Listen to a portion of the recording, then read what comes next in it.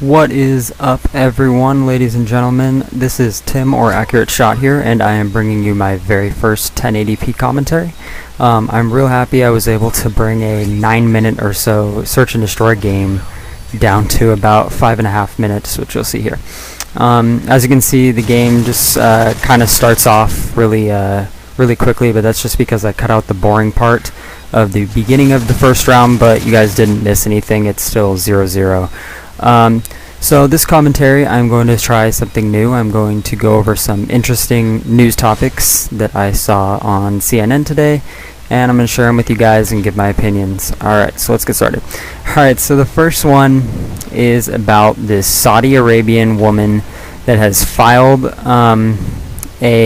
she's sued the government over the right to drive. Now, over reading this article, I learned that women in Saudi Arabia are not allowed to drive, which I did not know, which is pretty crazy, because if you think about it, if that was a law here, you can only imagine the amount of activist women that would be against that. I mean, if that was a law that was implemented here, that would be pretty crazy. So to imagine that this has been an active law for a long time over there is pretty crazy.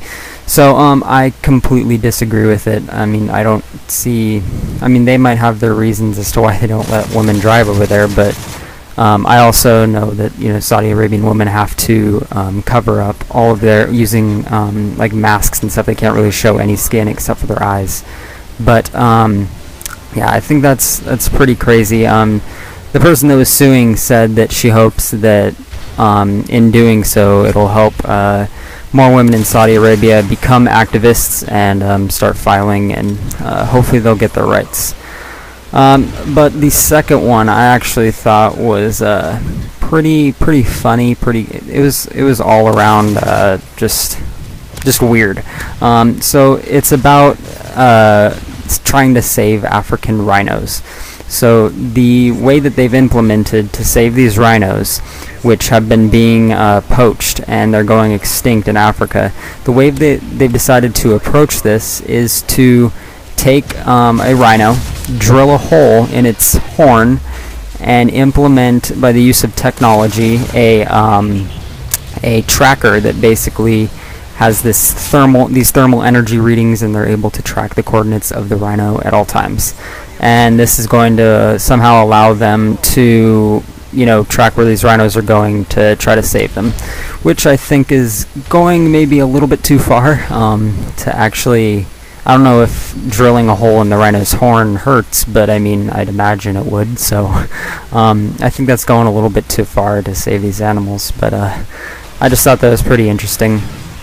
Another one is they found a supergiant creature called an arthropod, I believe, off the coast of, it doesn't say where, I don't think, but they call it a supergiant deep-sea crustacean. And apparently these gigantic fish, and by the way, I'm going to leave the links to all these news reports down in the description, if needed. I'll go ahead and do that. But anyways, they found this giant super creature, and apparently they've already known about smaller ones, but they just discovered this giant one.